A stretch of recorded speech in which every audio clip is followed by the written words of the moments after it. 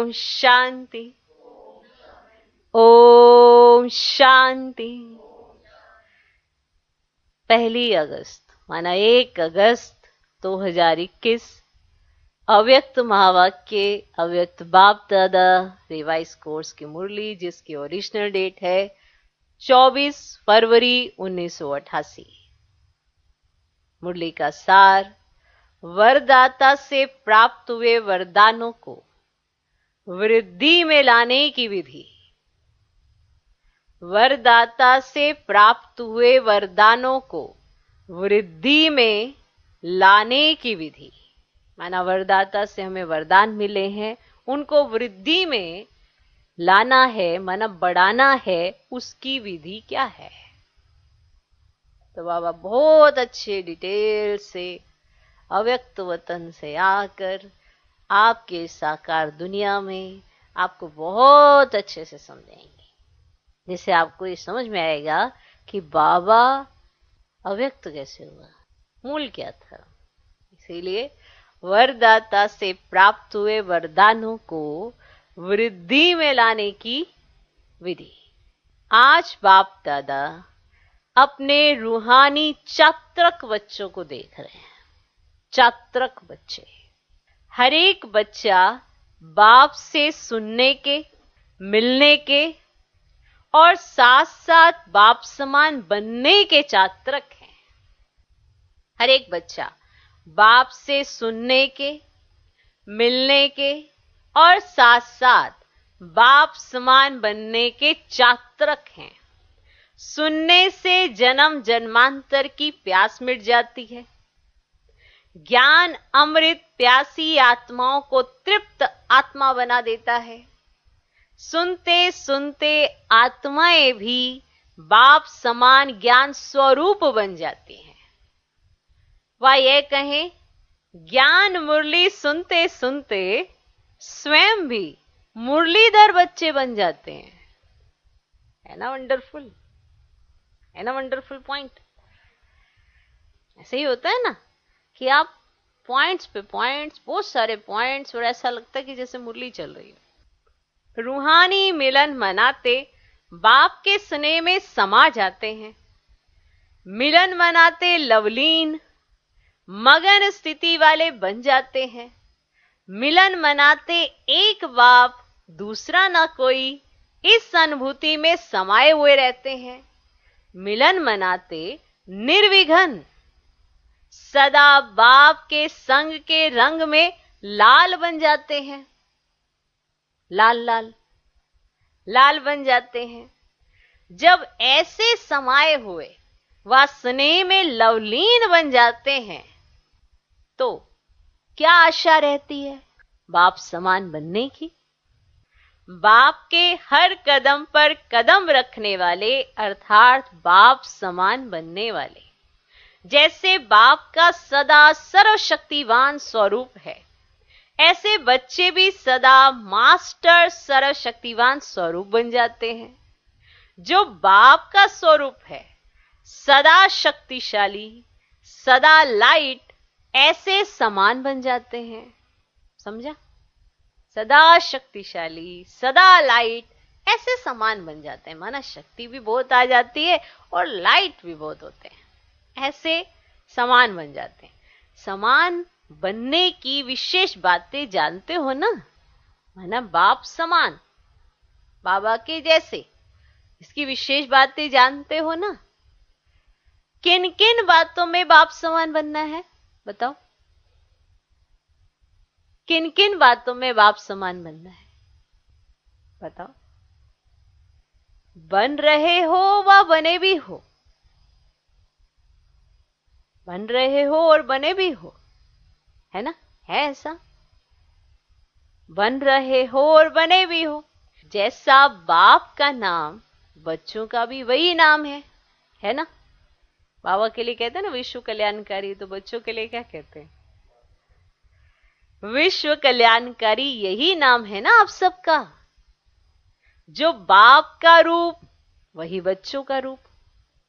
जो बाप के गुण, वे बच्चों के। बाप के हर गुण को धारण करने वाले ही बाप समान बनते हैं। बाप के हर गुण को धारण करने वाले ही बाप समान बनते हैं। जो बाप का कार्य वह बच्चों का कार्य है ना, बाप समान का अर्थ बता रहे हैं। तो जो बाप का कार्य वह बच्चों का कार्य, सब बातों में बाप समान बनना है।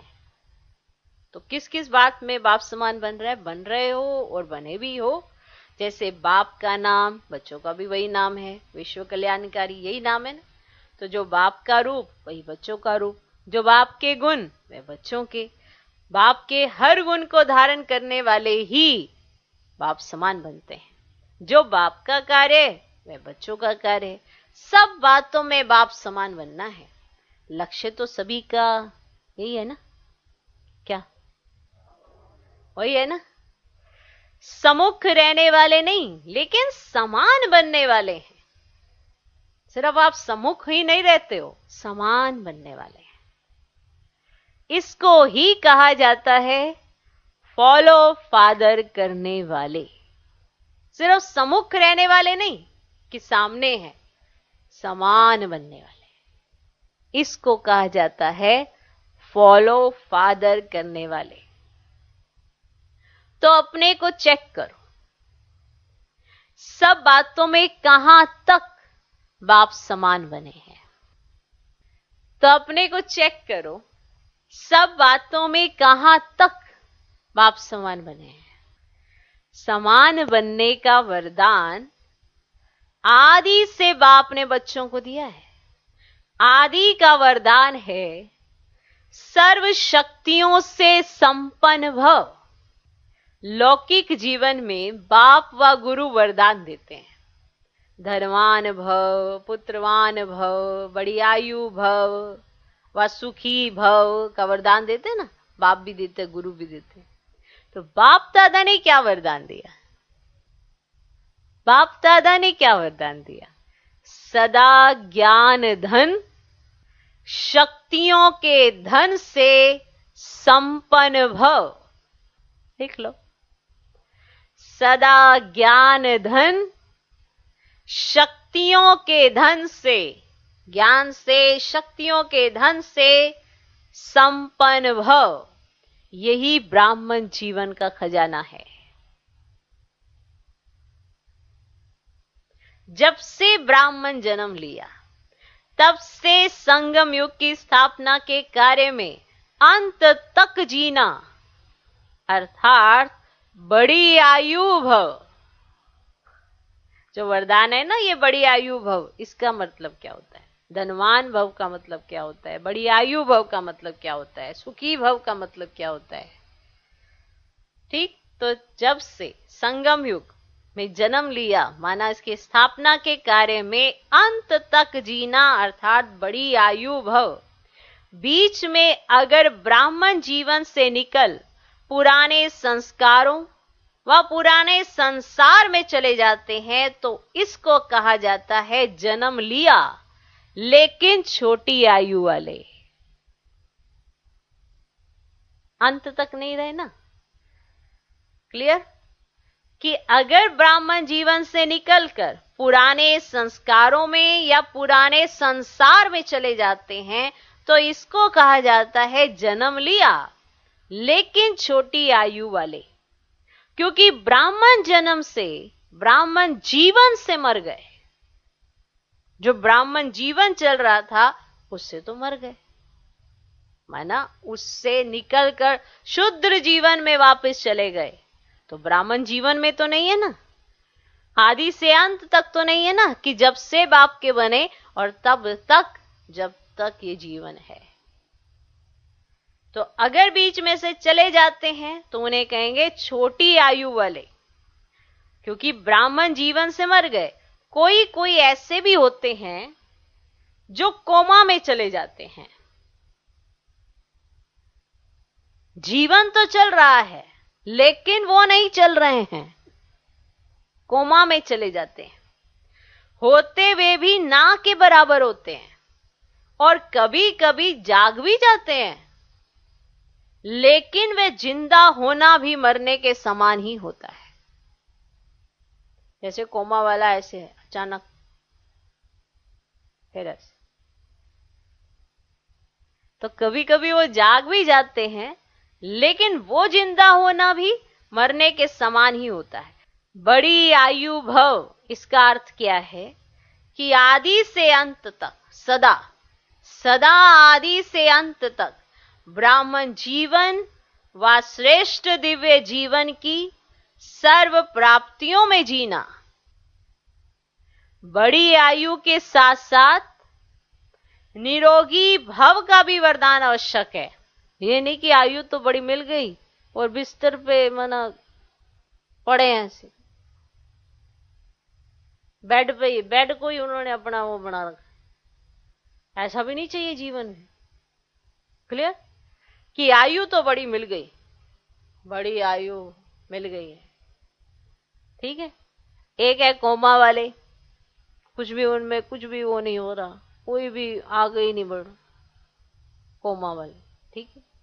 कभी कभी जाग जाते हैं, वाह वाह, फिर वही पुराने स्वभाव संस्कार उसी में गोते खाते रहते। अगर आयु बड़ी है, ठीक है, लेकिन उसके साथ क्या चाहिए? निरोगी भव का भी वरदान आवश्यक है। आयु बड़ी हो और निरोगी ना हो तो लाभ नहीं है ना। तो निरोगी भव का भी वरदान आवश्यक है। अगर आयु बड़ी है लेकिन माया की व्याधि बार बार कमजोर बना देती है, तो वो जीना भी जीना नहीं है। बार बार बीमार होना, बार बार बीमार, माना उम्र तो बड़ी हो गई पर बीमारियों ने हाथ ही नहीं छोड़ा अपना, कभी कभी बीमार ही पड़े हैं। अब ये देखो, ये शरीर की बात है और इधर आत्मा की बात है कि जीवन तो जी रहे हैं, ठीक है, लेकिन व्याधि लगी रहती है। किसकी? माया की। और बार बार व्याधि लग जाने से शरीर कमजोर जैसे हो जाता है ना, ऐसे आत्मा भी कमजोर है। तो बड़ी आयु भव के साथ सदा तंदुरुस्त रहना।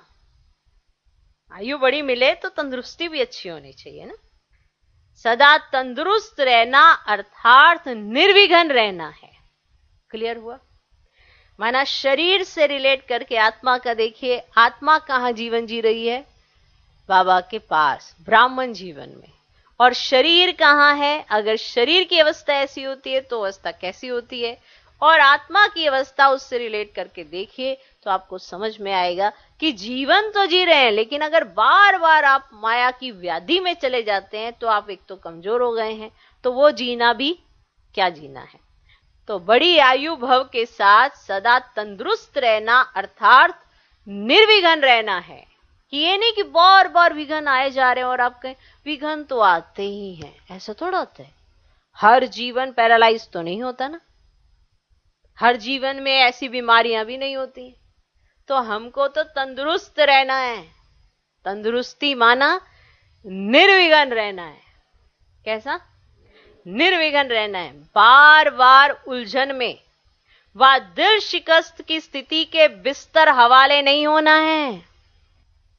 कितनी विशेष बात है कि बार बार आप उलझते जा रहे हो, उलझते ही जा रहे हो, माना उलझने ही चल रही हैं आपकी, और दिल शिकस्त आपकी स्थिति का बिस्तर, माना दिल शिकस्त, दिल शिकस्त, ना हाथ चल रहे ना पांव चल रहे, दिल शिकस्त की स्थिति के बिस्तर हवाले नहीं होना है।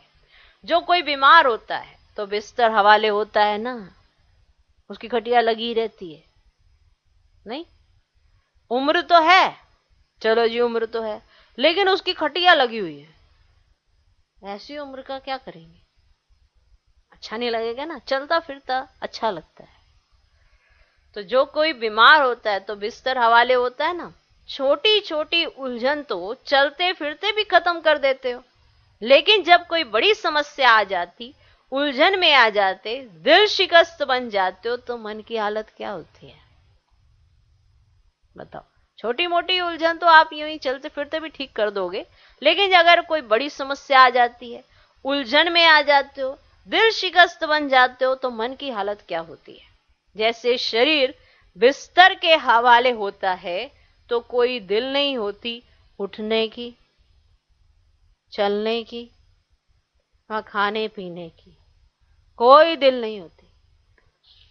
अगर शरीर बीमार है और बिस्तर के हवाले हो गया है, कोई कहेगा उठ जाओ, उठा जा रहा हो तो उठूं, बैठ जाओ, अरे बैठा जा रहा हो तो बैठूं, थोड़ा चल फिर लो, कुछ खा लो, खाया जा रहा हो तो खाऊं, पीछे ही पड़ गए हो। ठीक हूं तो मैं उठ जाऊं ना, अभी इस पे क्यों बैठा हूं। ऐसे ही करते हैं ना जब शरीर थोड़ा ऊपर नीचे होता है। ऐसी आत्मा जब ये उलझती है, दिल शिकस्त होती है, तो उस समय उसकी हालत, ना तो उसकी उठने की दिल होती है, ना चलने की, ना खाने पीने की दिल होती है, जो ऐसे बिस्तर हवाले हो जाते हैं। ऐसे यहां भी योग में बैठेंगे तो भी दिल नहीं लगेगी, ज्ञान भी सुनेंगे तो दिल से नहीं सुनेंगे, सेवा भी दिल से नहीं करेंगे, दिखावे से व डर से। सेवा तो कर रहे हैं पर वो दिखावे से, कि कोई देख ले कि हाँ मैं भी कर रहा हूं, कोई ये ना कहे कि मैं सेवा नहीं करता, और डर से कि कोई क्या कहेगा कि अरे भाई ये तो कुछ करता ही नहीं है। तो दिखावे से व डर से, लोक लाज से करेंगे तो ये दिल नहीं होती। जैसे वहां पर ना उठने की, ना चलने की, ना खाने पीने की दिल नहीं होती है, जैसे शरीर ऐसा हो जाता है तो वही हालत आत्मा की यहां पे क्या होती है कि अगर वो ऐसा हो जाता है दिल शिकस्त, उदास, उलझन में, तो ना तो योग में उसका दिल लगेगा, ना ज्ञान सुनने में उसका दिल लगेगा, सेवा भी वो दिल से नहीं करेंगे, दिखावे से व डर से, लोक लाज से करेंगे। इसको सदा तंदुरुस्त जीवन नहीं कहेंगे। तो बड़ी आयु भव व निरोगी भव इसको कहा जाता है। आप समझ में आया? जैसे कितने आसानी से बोल जाते, आज मेरा बस मूड ठीक नहीं है, कितने आसानी से बोल लेते हैं, आज बस वो दिल शिकस्ती सी आ रही है। कितना आसान यूज करना है ये सारे शब्दों को, लेकिन उसका भाव आप देखिए तो कहां आके खड़ा होता है कि आपकी अवस्था इस समय कहां है। कोई कहे आपके ऊपर पुराना स्वभाव संस्कार हावी हो, हाँ तो हो रहा है ना, तो क्या करें, अब आप अपना अपना काम करो, तंग ना करो। कितनी आसानी से स्वीकार नहीं करना है कि ये गलत, ये जो चल रही है ना प्रैक्टिस हमारी, ये सब गलत है, ये एक्टिविटीज गलत है, स्वीकार ही नहीं करना। तो जब स्वीकार ही नहीं करेंगे तो बदलेंगे कैसे? अब समझ आई कि शरीर जब ऐसा होता है तो वो, अगर आयु बढ़ी है तो तंदुरुस्ती भी जरूरी है, और अगर यहां पर आयु बढ़ी है आत्मा की, माना हमारे ब्राह्मण जीवन की, तो उसके साथ साथ स्थिति की तंदुरुस्ती भी जरूरी है। माना स्थिति भी होनी चाहिए, और अगर स्थिति नहीं है तो चल तो रहे हैं लेकिन एक ऐसे, माना कुछ मूवमेंट नहीं होगी, कुछ मजा भी नहीं आएगा, योग करने में मजा नहीं आएगा, ज्ञान सुनने में मजा नहीं आएगा, सेवा करने में मजा नहीं आएगा। फिर आप भी कहेंगे चल तो रहे हैं यहाँ पर, पता नहीं कहाँ चल रहे हैं, कुछ मजा सा नहीं आ रहा। अब आगे सुनिए।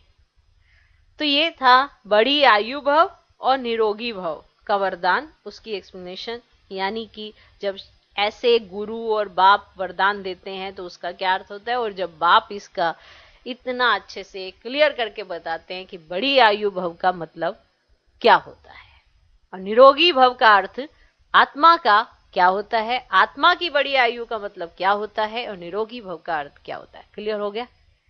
अब अगला वरदान, पुत्रवान भव व संतान भव।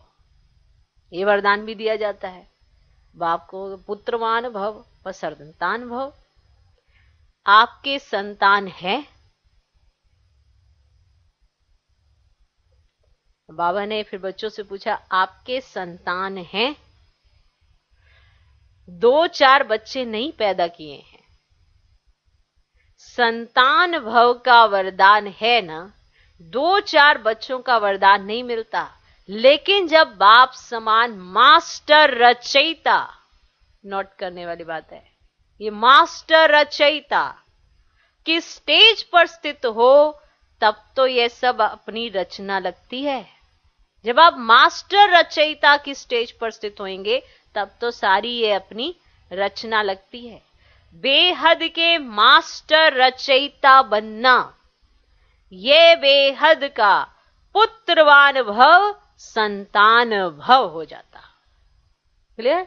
ये वरदान पुत्रवान भव संतान भव का अर्थ क्या है? जब आप बेहद के रचयिता बन जाते हो, जिसमें समय भी आपकी रचना हो जाती है, सारी प्रकृति भी आपकी रचना हो जाती है, जब उसके अंदर ये सारी चीजें आ जाती हैं, तो आप रचयिता हो गए, माना पिता हो गए, और ये सब समय प्रकृति ये सब आपकी क्या हो गई? रचना हो गई। क्लियर?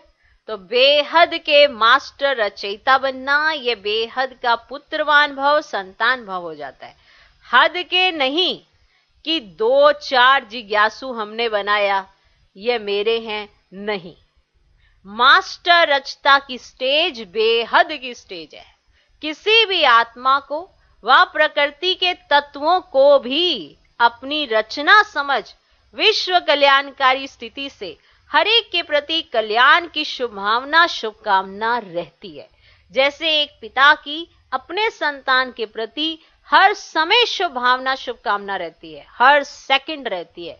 तो इस तरह से अगर आप बेहद की दृष्टि से देखें, तो अगर आप रचयिता हैं, तो आप अपनी रचना जो ये प्रकृति को या किसी भी आत्मा को समझकर विश्व कल्याणकारी स्थिति से हर एक के प्रति कल्याण की शुभभावना शुभकामना रहती है। रचना की रचना प्रति यही भावनाएं रहती हैं। जब बेहद के मास्टर रचयिता बन जाते हो, तो कोई हद की आकर्षण आकर्षित नहीं कर सकेगी। अब जैसे आपके सामने आपका बच्चा है, ठीक है, तो आप सब कुछ बच्चे को ही देना चाहेंगे, ये नहीं कि आप आकर्षित हो रहे हैं चीजों पे और बच्चे को ऐसे ही कर देंगे, लेकिन आपके अंदर भावना शुभ कामना रहती है, तो आपका जो आकर्षण है वो देने का ही रह जाता है, हद के नहीं बन पाते, हद का आकर्षण ही खत्म हो जाता है। आपको देने का ही रहता है कि संतान को दे दें, तो चाहे आत्मा हो कोई, चाहे वो प्रकृति, ये भाव आ जाता है, क्योंकि हद की आकर्षण खत्म हो जाती है। क्लियर? सदा अपने को कहां खड़ा हुआ देखेंगे? अगर आप अपने आप को रचयिता और बाकी सब चीजों को रचना समझेंगे, तो कहां खड़ा हुआ देखेंगे? जैसे वृक्ष का रचता बीज, जब वृक्ष की अंतिम स्टेज आती है, तो वह बीज ऊपर आ जाता है ना। देखो, बीज नीचे बोया, तो जब वृक्ष की अंतिम स्टेज आ जाती है, तो बीज ऊपर आ जाता है, उसी वृक्ष में ऊपर आ जाता है, माना बीज निकलना शुरू हो जाता है, जिस बीज के आधार पर वापिस से वही झाड़ निकलना है। पता है ना ये बात? तो ऐसे बेहद के मास्टर रचयिता सदा अपने को इस कल्प वृक्ष के ऊपर खड़ा हुआ अनुभव करेंगे। बाप के साथ साथ वृक्ष के ऊपर मास्टर बीज रूप बन शक्तियों की, गुणों की, शुभभावना शुभकामना की, स्नेह की, सहयोग की किरणें फैलाएंगे। माना नीचे तपस्या भी कर रहे हैं और ऊपर भी खड़े हैं। इसलिए आपने वो झाड़ का चित्र देखा होगा कि ब्रह्मा बाबा नीचे तपस्या भी कर रहे हैं और ऊपर लास्ट में खड़े भी हैं। कैसे वो रचता बन खड़े हैं। क्लियर? तो वो मास्टर बीज रूप बन शक्तियों की, गुणों की, शुभभावना शुभकामना की, स्नेह की, सहयोग की किरणें फैलाएंगे ऊपर खड़े होके। ठीक? जैसे सूर्य ऊंचा रहता है, तो सारे विश्व में स्वतः ही किरणें फैलती है ना। एक एक कोने में जाकर सूर्य किरणें नहीं फैलाता, वो ऊंचा रहता है, तो सारे विश्व में उसकी किरणें फैलती है। ऐसे मास्टर रचयिता व मास्टर बीज रूप बन सारे वृक्ष को किरणें व पानी दे सकते हो। तो ये है ड्रिल्स कि आपको कैसे समझना है, क्या समझना है। बाबा के महावाक्यों में ही ड्रिल्स होती हैं और ये समझाया जाता है कि आपको योग कैसे करना है। जैसे वृक्ष में ऊपर में खड़े होंगे तो सारे वहां पे आपको सुख की, शांति की, गुणों की, शुभभावना की, शुभकामना की, माना स्नेह की, सहयोग की, ऐसी किरणें फैलानी है। तो ये दृश्य आपके सामने इमर्ज हो जाना चाहिए। तो आप बन गए उस समय मास्टर रचता। ठीक, तो ऐसे मास्टर रचयिता व मास्टर बीज रूप बन सारे वृक्ष को किरणें व पानी दे सकते हो। तो कितनी संतान हुई, बताओ कितनी संतान हुई? तो संतान भव का अर्थ बता रहे हैं। तो आपने सोचा होगा ना कि हमारे तो कोई संतान ही नहीं है, तो अब बताओ कितनी संतान हुई? क्योंकि बाबा आपको बाप समान बनने की कंप्लीट डेफिनेशन सुना रहे हैं। बाप समान, तो जो बाप है वो अपने समान अपने बच्चों को जब बनाता है, तो आप उस समय इस कंडीशन के अंदर आप बताइए कि अब आपकी कितनी संतान हुई? सारी विश्व आपकी रचना हो गई ना। माना ये है डिटेल में समझाने कि कैसे रचयिता, कैसे रचना, और किस भाव से जब आप रचयिता बने तो आपका कार्य क्या है। तो मास्टर रचता भव, इसको कहते हैं पुत्रवान भव। तो कितने वरदान हैं? इसको ही कहा जाता है बाप समान बनना। जन्मते ही ये सब वरदान हर एक ब्राह्मण आत्मा को बाप ने दे दिया है। जन्मते ही, जब से उसका जन्म होता है, ये सारे वरदान उसको मिले हैं। लेकिन वो कितना इस्तेमाल करता है, कितना नहीं करता है, ये वो खुद तय करता है। पर जन्मते ही ये सब वरदान हर एक ब्राह्मण आत्मा को बाप ने दे दिए हैं। दे दिया है ना, वरदान मिले हैं ना, वह अभी मिलने हैं। आपका जन्म हो गया ना, तो वरदान मिले हैं। जब कोई भी वरदान किसी को मिलता है तो वरदान के साथ वरदान को कार्य में लगाने की विधि भी सुनाई जाती है ना। जब कहते हैं ऐसे वरदान दिए जाते हैं और इसको आप इस्तेमाल ऐसे ऐसे कर सकते हैं, तो वरदान दिया और वरदान को कार्य में लाने की विधि भी सुनाई जाती है। अगर वे विधि नहीं अपनाते तो वरदान का लाभ नहीं ले सकते। तो वरदान तो सभी को मिला हुआ है, लेकिन हर एक वरदान को विधि से वृद्धि को प्राप्त कर सकते हैं। वृद्धि को कैसे प्राप्त कर सकते हैं, उसकी विधि सबसे सहज और सबसे श्रेष्ठ यही है, जैसा समय उस परमान वरदान स्मृति में आए। जैसा समय हो, जब आप योग कर रहे हो तो आप ये भावना रख सकते हैं कि हम मास्टर रचयिता और ऐसे हम वृक्ष के चोटी पर ऐसे खड़े हैं, ठीक। लेकिन आप जब व्यवहार में आ रहे हैं तो आप ये वरदान इस्तेमाल नहीं कर सकते कि मैं मास्टर रचयिता, तुम मेरी रचना, नहीं कर सकते। तो ये भी याद रखना है कि कौन सा वरदान मुझे किस विधि से इस्तेमाल करना है और कहां इस्तेमाल करना है, तभी तो वो वरदान वृद्धि को पाएगा। क्लियर हो गया? तो वृद्धि को कैसे प्राप्त कर सकते हैं, उसकी विधि सबसे सहज और सबसे श्रेष्ठ यही है, जैसा समय उस परमान वरदान स्मृति में आए। माना जैसा समय है वैसा ही वरदान आपकी स्मृति में आना चाहिए, और स्मृति में आने से समर्थ बन जाएंगे और सिद्धि स्वरूप बन जाएंगे। जितना समय परमान कार्य में लगाएंगे उतना वरदान वृद्धि को प्राप्त करता रहेगा, अर्थात सदा वरदान का फल अनुभव करते रहेंगे। माना आपको खुद फील होगा कि वो वरदान मेरे साथ हैं, और जब भी वरदान किसी के साथ होते हैं तो उसको मेहनत नहीं लगती है, ये तो आपको सबको पता है। तो उसका फल भी वो प्राप्त करते रहेंगे। इतने श्रेष्ठ शक्तिशाली वरदान मिले हुए हैं, ना सिर्फ अपने प्रति कार्य में लगाए फल प्राप्त कर सकते हो, लेकिन अन्य आत्माओं को भी वरदाता बाप से वरदान प्राप्त कराने के योग्य बना सकते हो। आपको इतने वरदान मिले हुए हैं। ये संगम युग का वरदान 21 जन्म भिन्न रूप से साथ में रहता है। ये संगम का रूप अलग है और 21 जन्म यही वरदान जीवन के हिसाब से चलता रहता है। लेकिन वरदाता और वरदान प्राप्त होने का समय अभी है। वरदाता भी इस समय मिलता है और वरदान भी इस समय मिलते हैं। तो ये चेक करो कि सर्व वरदान कार्य में लगाते सहज आगे बढ़ रहे हो।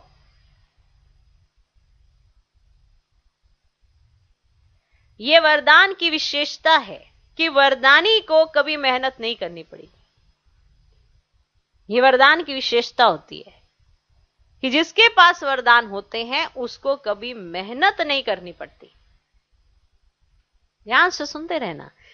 आपको जन्मते ही ये सारे वरदान मिले हैं, लेकिन आपने उसका इस्तेमाल किया है या यूं ही धरे के धरे रखे हुए हैं, ये आप चेकिंग करें।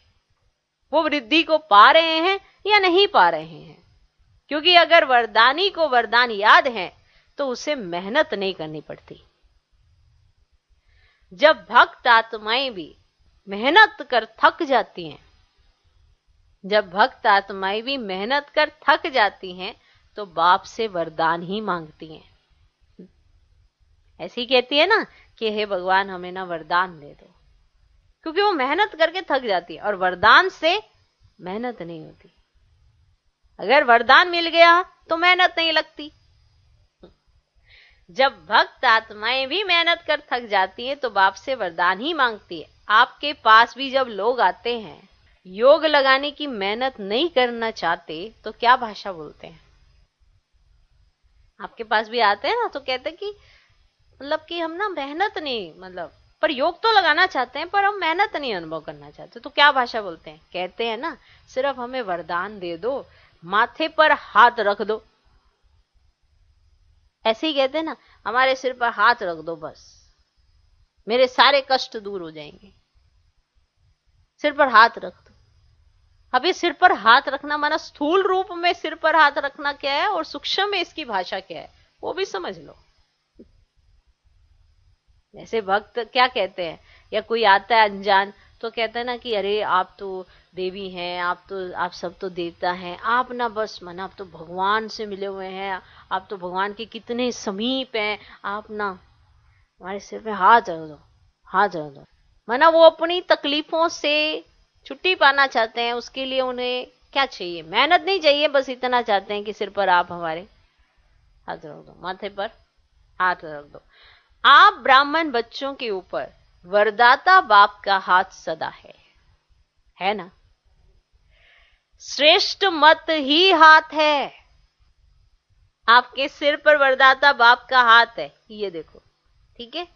अब ये हाथ क्या है? ये वाला स्थूल हाथ नहीं, श्रेष्ठ मत ही माना हमको दिशा दिखाओ, हमको हमारी बुद्धि खुलवाओ।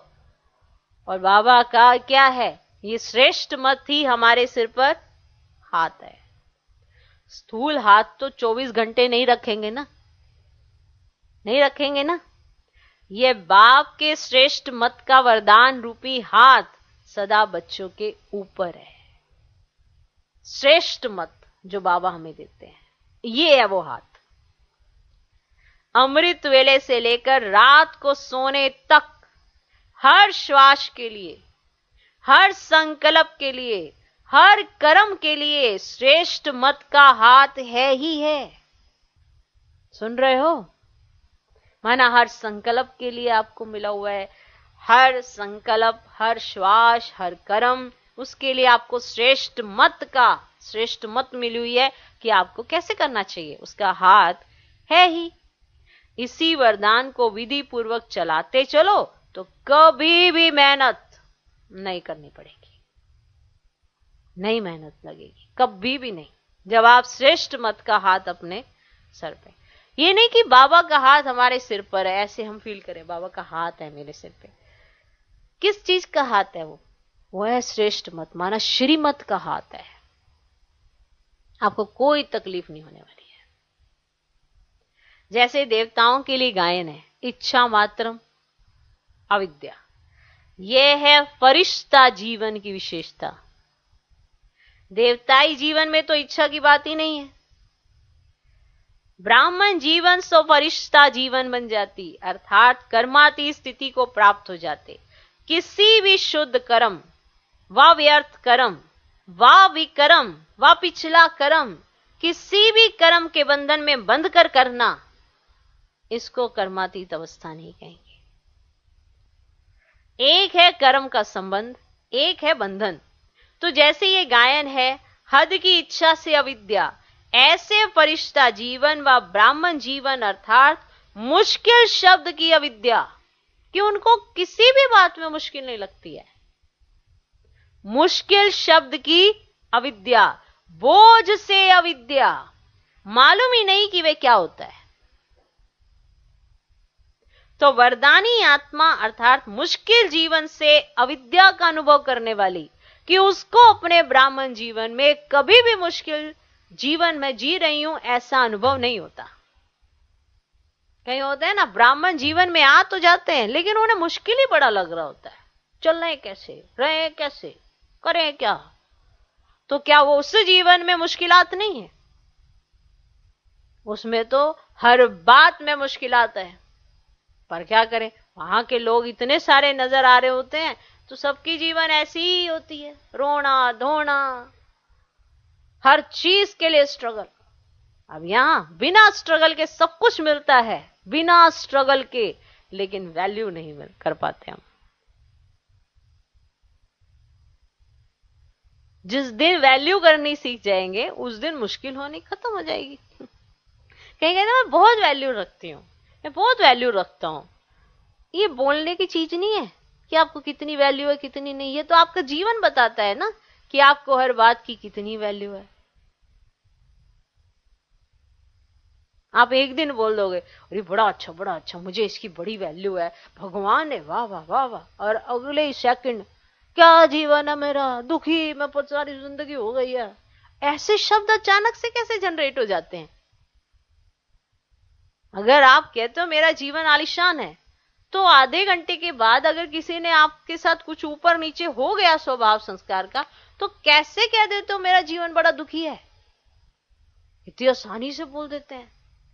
इसलिए शब्दों पर हमेशा ध्यान दिया करो, वो आपका पूरा चरित्र बयान कर रहे होते हैं। मैं तो बड़ी दुखी हो गई हूं, मेरा तो जीवन ही खराब कर दिया, मतलब ये पता नहीं कैसा जीवन है मेरा, इतनी दुखी परेशान, जितना मर्जी कर लो कुछ होता ही नहीं है यहाँ। अरे ये सब क्या हो रहा है? किसी ने आपके मतलब की एक चीज नहीं की ना, तो आपका जीवन दुखियारी है। और अगर किसी ने आपके हिसाब से चलना, अरे अरे वाह क्या जीवन, क्या जीवन, क्योंकि जीवन का अर्थ ही नहीं समझा है। आपके हिसाब से कोई चल लिया तो ठीक है, नहीं चला तो आपसे जैसा दुखी कोई नहीं। मैं तो तेरी वजह से बड़ा दुखी हूं, मैं दुखी हूं, बहुत परेशान हूं, मैं बोलते हुए भी नहीं डरते। भैया बोल क्या रहे हो? स्टैंप लिखी जाएगी ये दुखी आत्मा है। कभी मत बोलो ऐसा। प्रकृति भी तो सुनती है ना। अच्छा इसे पता नहीं है ना पहाड़ आएगा भी ऐसे। ये पहाड़ कैसे गिरा था वहां, जैसे किसी ने चादर खींच दी हो, किसी ने नीचे से ऐसे चादर खींचता ना कोई, ऐसे ऊपर से नीचे, तो अभी तो दुखों के पहाड़ आने हैं। वो भी देख रहे होंगे ना ड्रामा में कि इनके ऊपर दुख है नहीं फिर भी फटे हाल है, चलो लो दुख फिर तुम। नहीं ऐसा होता है। ड्रामा ने आपको इतने चांस दिए हैं कि आपको माला माल कर रखा है, आपके पास कोई दुख नहीं है, तो अचानक से एक ऐसी पलटी खाती है चीजें कि आप दुखों का ऐसा लगता है जैसे सारा मेरे ऊपर ही आ रहा है। भाई ये क्या हो क्या रहा है? पहले तो जीवन ऐसा नहीं था। फिर समझ में आता है कि पहले जीवन में तो मौज ही बड़ी थी, अब दुखी बड़े आए जा रहे हैं। इधर जाओ तो दुखी, उधर जाओ तो क्या, कुछ नहीं रहा है। अभी ये क्या हो रहा है भाई? तो ये क्या है? ये ड्रामा ने आपको रियलाइजेशन कराई है कि आप जब सुख की दुनिया में रह रहे हो तो सुख की दुनिया अनुभव तो करो।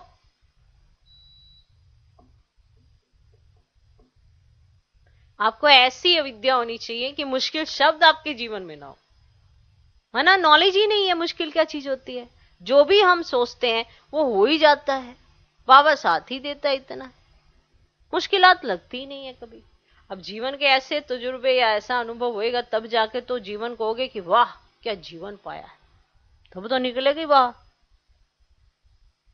तो जैसे गायन है ना, हद की इच्छा से अविद्या, ऐसे फरिश्ता जीवन व ब्राह्मण जीवन अर्थात मुश्किल शब्द की अविद्या, बोझ से अविद्या, मालूम ही नहीं कि वे क्या होता है, मुश्किल क्या होता है, बोझ क्या होता है। तो वरदानी आत्मा अर्थात मुश्किल जीवन से अविद्या का अनुभव करने वाली, इसको कहा जाता है वरदानी आत्मा। तो बाप समान बनना अर्थात सदा वरदाता से प्राप्त हुए वरदानों से पलना। ठीक, सदा निश्चिंत निश्चित विजय अनुभव करना। तो बाप समान बनना अर्थात लिख लो, तो ये वाला जीवन होना चाहिए उसका। बाप समान बनना अर्थात सदा वरदाता से प्राप्त हुए वरदानों से पलना। है ऐसा आपका जीवन? सदा निश्चिंत निश्चित विजय अनुभव करना।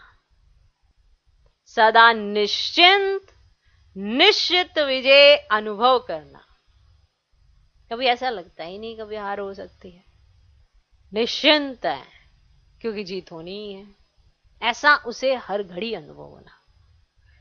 कई बच्चे पुरुषार्थ तो बहुत अच्छा करते, लेकिन पुरुषार्थ का बोझ अनुभव होना। मुझे पुरुषार्थ करना है, मुझे पुरुषार्थ करना है। क्या करना है भाई? कोई ऐसा कोई कार्य करे ऐसे, मुझे पुरुषार्थ करना है, मुझे पुरुषार्थ करना है, ऐसा पुरुषार्थ करना है यहाँ रहते किसी को ना देखूं। ऐसा बड़े मेरे को तो डर लगने लग जाता है कहीं ऐसे बीच में से उड़ा ना जाए, कि अगर मैंने इतना उनको अनुभव हो रहा है कि पुरुषार्थ कैसे माना, कितनी विकट समस्या आ गई है।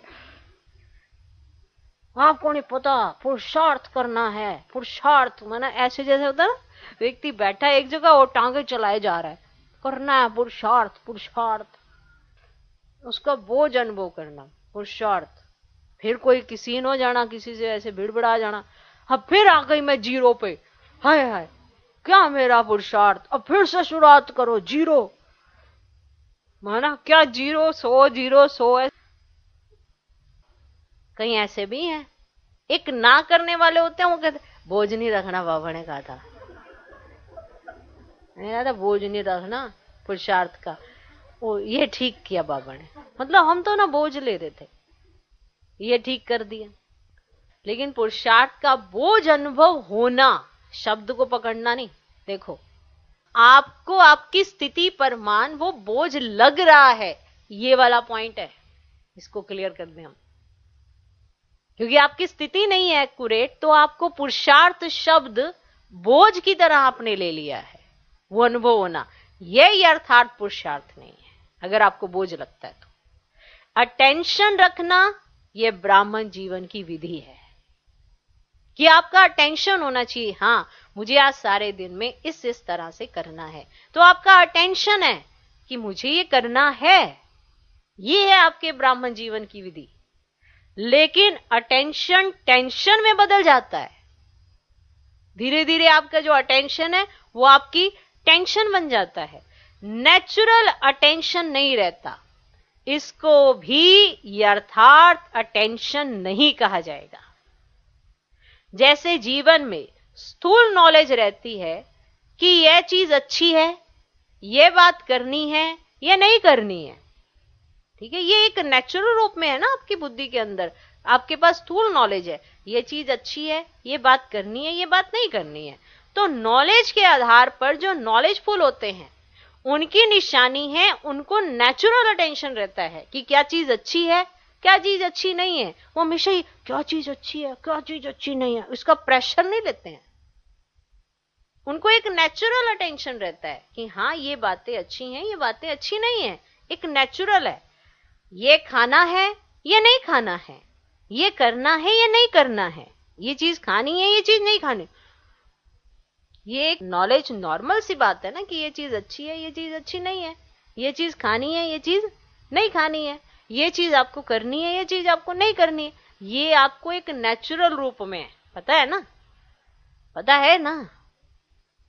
हर कदम में टेंशन नहीं रहता कि ये करूं या नहीं करूं, ये खाऊं या नहीं खाऊं, ऐसे चलूं वहां नहीं चलूं। ये एक नेचुरल रूप की नॉलेज है जो आपको रहती है ना। नेचुरल नॉलेज की शक्ति से अटेंशन है, क्योंकि आपको सब पता है कि आपको क्या खाना चाहिए, क्या नहीं खाना चाहिए, कहां जाना चाहिए, कहां नहीं जाना चाहिए, तो आपको ये नॉलेज है, तो आपको इस चीज का कोई टेंशन नहीं है, लेकिन आपको अटेंशन तो पूरा है। ठीक, ऐसे यथार्थ पुरुषार्थी का हर कदम हर कर्म में नेचुरल अटेंशन रहता है, क्योंकि नॉलेज की लाइट माइट स्वतः यथार्थ रूप से यथार्थ रीति से चलाती है।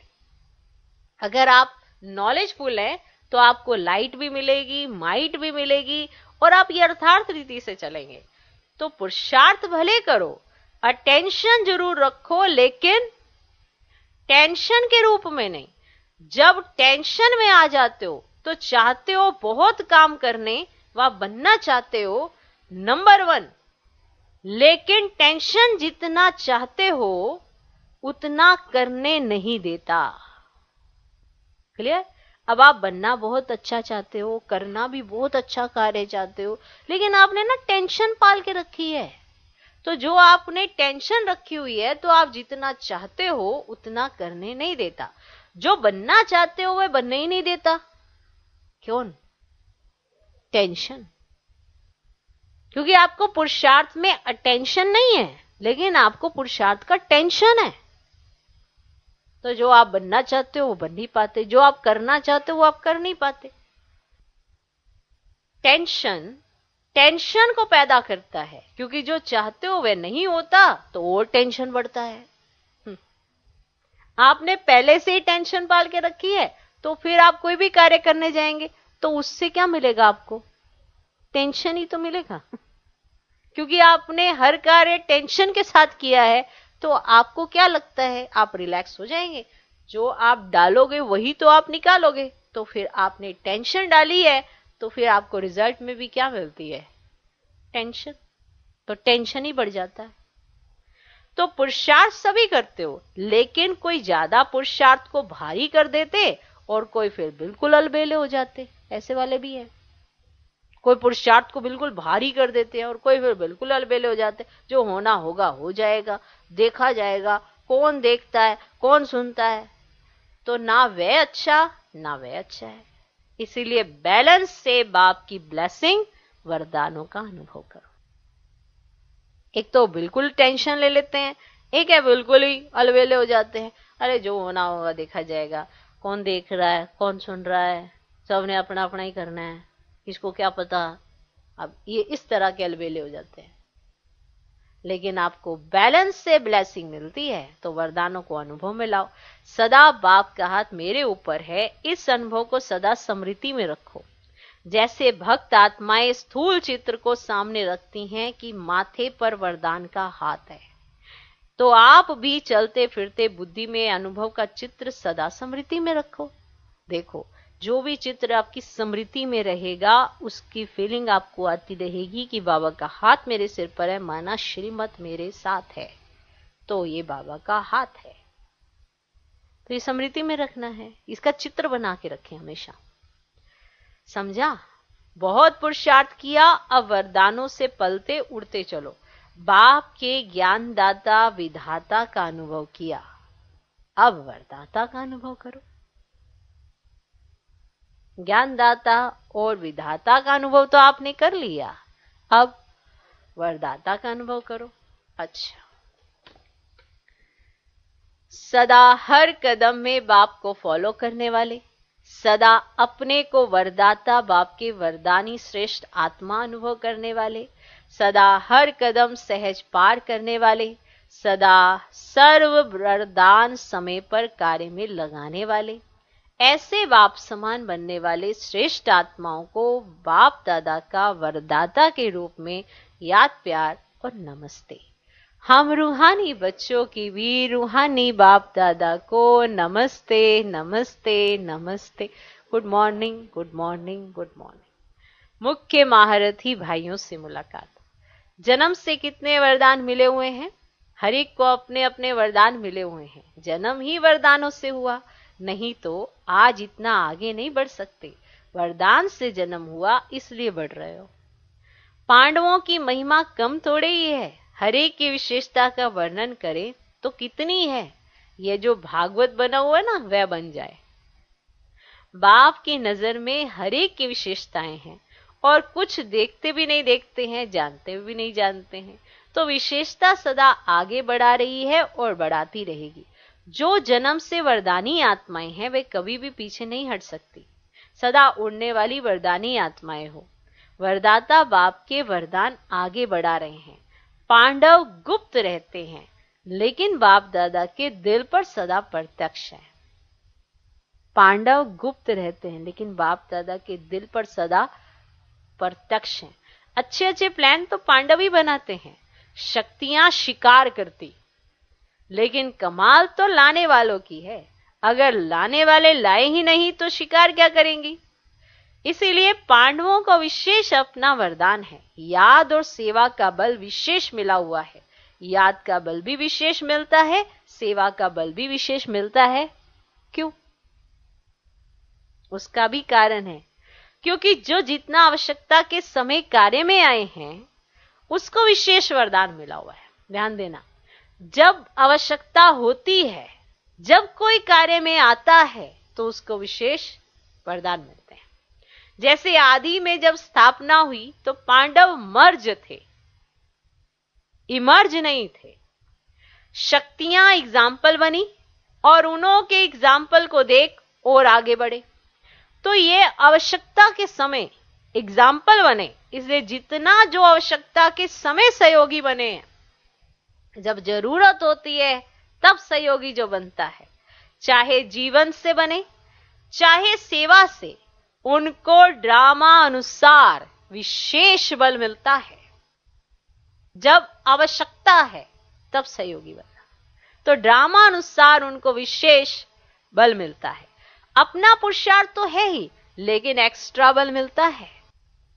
अच्छा, सेवा करने से जो सर्व आत्माएं खुश होती हैं उसका भी बहुत बल मिलता है।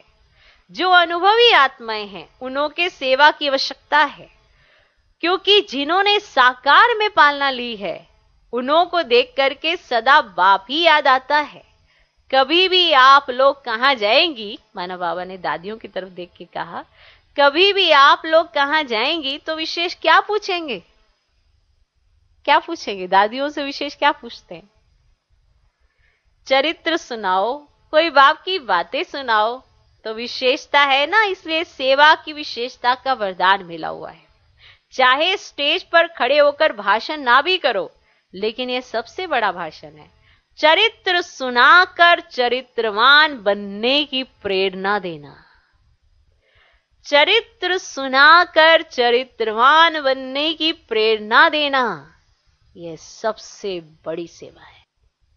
माना बाबा के बारे में बताना। आज हम बाबा के बारे में बताएं, दादियों के बारे में बताएं, दादियों का भी चरित्र सुनाएं, दादियों ने बाबा का चरित्र सुनाया, तो जो सामने है, हमारे सामने बाबा है, दादियां हैं, आदि रतन हैं, उनका चरित्र सुनाकर हम दूसरों को चरित्रवान बना सकते हैं। ये बहुत बड़ी सेवा है, क्योंकि सबको एग्जाम्पल देखना चाहते हैं ना।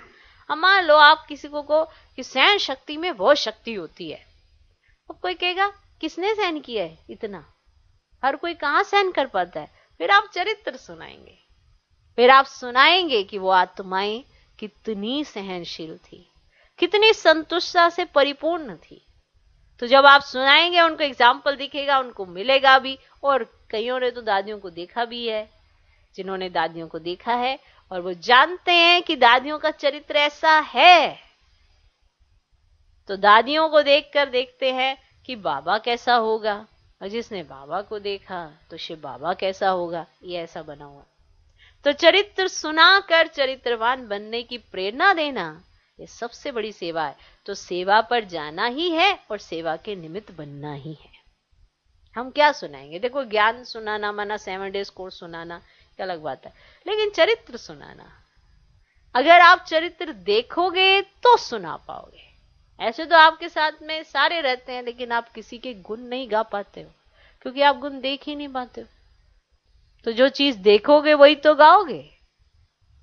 अच्छा, आज का वरदान, हद की जिम्मेवारियों को बेहद में परिवर्तन करने वाले स्मृति स्वरूप नष्ट मोहाभव। हद की जिम्मेवारियों को बेहद में परिवर्तन करने वाले स्मृति स्वरूप नष्ट मोहाभव। हद की जिम्मेवारियों को बेहद में परिवर्तन करने वाले स्मृति स्वरूप नष्ट मोहा भव। नष्ट मोहा बनने के लिए सिर्फ अपने स्मृति स्वरूप को परिवर्तन करो। मोह तब आता है जब यह स्मृति रहती है कि हम गृहस्थी हैं, हमारा घर, हमारा संबंध है। किसी को कहो ना आप ऐसे, मतलब कितना मोह, अरे आपको नहीं पता हम तो गृहस्थी है ना। वो पहले ही मान लेते हैं कि हम गृहस्थी हैं, तो ये मोह आना तो एक नेचुरल सी बात है। पर बाबा की तो सबसे बड़ी गृहस्थी है। पर बाबा का मोह नहीं है, स्नेह है, सबसे सबसे स्नेह है। तो स्नेह तो सबसे रखा जा सकता है, मोह रखकर तो दुखी होगे। और जहां मोह होता है वहां दुख जरूर आता है, क्योंकि मोह तो विकार है, और जहां विकार है वहां सुख तो होता ही नहीं है। तो मोह तब आता है जब यह स्मृति रहती है कि हम गृहस्थी हैं, हमारा घर, हमारा संबंध है। अब इस हद की जिम्मेवारी को बेहद की जिम्मेवारी में परिवर्तन कर दो। बेहद की जिम्मेवारी निभाएंगे तो हद की स्वतः पूरी हो जाएगी। और अगर आप बेहद की जिम्मेवारियों में चल पड़े तो आपकी हद की जिम्मेवारी ऑटोमेटिकली पूरी हो जाती है। लेकिन यदि बेहद की जिम्मेवारी को भूल सिर्फ हद की जिम्मेवारी निभाते हो तो उसे और ही बिगाड़ते हो, संवार नहीं पाते। बेहद में रहकर हद तो निभा पाओगे, लेकिन हद में जाकर हद को संवार नहीं पाते और ही हद को बिगाड़ देते हैं। माना अगर ग्रस्त में रहकर आप चाहो कि हम सबकी संभाल कर ले, ठीक है, हम तो सबकी संभाल के निमित्त है, लेकिन आप संभालते संभालते सब कुछ बिगाड़ लेते हो। और अगर वही बुद्धि आपकी बेहद की तरफ रहती है तो आप सबको संभाल भी लेते हो। है ना रियलिटी? क्लियर? तो हद की जिम्मेवारी निभाते हो तो उसे और ही बिगाड़ते हो। जितना ज्यादा आप ग्रस्त में इन्वॉल्व हो जाते हो, हद में चले जाते हो, तो बिगाड़ते जाते हो, क्योंकि सामने वाले आपके साथ कुछ और सोचने लग जाते हैं, वो भी गृहस्थी हो जाते हैं, आप भी गृहस्थी हो जाते हो। आपको लगता है हमने अपनी जिम्मेवारी निभानी है, क्योंकि आपने सारा बोझा अपने माथे उठा लिया। अब वो आप अपनी जिम्मेवारी को निभा नहीं रहे हो और ही फंसाते चले जाते हो। और फिर जब आप खुद फंसते हो तो बाबा कहते, बाबा बाबा बाबा निकालो। अब कहां से निकालो? आपने तो अपने आप को फंसा लिया। न्यारे रह के, बुद्धि से न्यारे प्यारे रह के सबकी पालना करो ना। तो हद की जिम्मेवारी निभाते हो तो उसे और ही बिगाड़ते हो, क्योंकि वह फर्ज मोह का मर्ज हो जाता है। आप जिसे फर्ज समझ रहे हो वो एक मोह का मर्ज हो जाता है। इसलिए अपने स्मृति स्वरूप को परिवर्तन कर नष्ट मोह बनो। आप अपनी स्मृति चेंज करो। जैसे कई कहते हैं, अरे कौन है हमारे यहाँ के घर का देखने वाला, कौन है, कौन हमें देखेगा, कौन हमें पूछेगा, हमारे बच्चे ही हमें पूछ रहे हैं, हमारे बच्चे ही पूछेंगे। बाप भूल जाता है। तो फिर बाबा कहते हैं, अच्छा ठीक है, मैं ऐसे खड़ा हूं, तुम्हारे बच्चे तुम्हें पूछते देखते क्या तुम्हारे को सुख देते हैं क्या? वो नहीं दे पाते। थोड़ी देर में वो फ्रस्ट्रेट हो जाते हैं, क्योंकि जब बाप के साथ रहकर जिम्मेवारी निभाते हैं तो संपूर्ण जिम्मेवारी निभा पाते हैं। लेकिन अगर इन्वॉल्व होके निभाने चले जाते हैं तो कुछ का कुछ करके आ जाते हैं। आजकल सारे निभा ही रहे हैं, लेकिन भिड़े जा रहे हैं सारे एक दूसरे के साथ, सभी निभाना चाहते हैं। तो वह फर्ज जो आप समझते हो वो मोह का मर्ज हो जाता है। इसलिए अपने स्मृति स्वरूप को परिवर्तन कर नष्ट मोह बनो। ये स्मृति स्वरूप को ही बदलना है कि आपको बेहद की स्मृति रखनी है। मेरा मेरा नहीं करो, सब तो बाबा का है। अब बाबा का समझकर आप सबके साथ स्नेह रखो। आज का स्लोगन, ऐसी तीव्र उड़ान भरो जो बातों रूपी बादल सेकंड में क्रॉस हो जाए। ऐसी तीव्र उड़ान भरो जो बातों रूपी बादल सेकंड में क्रॉस हो जाए। ऐसी तीव्र उड़ान भरो जो बातों रूपी बादल सेकंड में क्रॉस हो जाए। ऐसी उड़ान भरो। ओम शांति।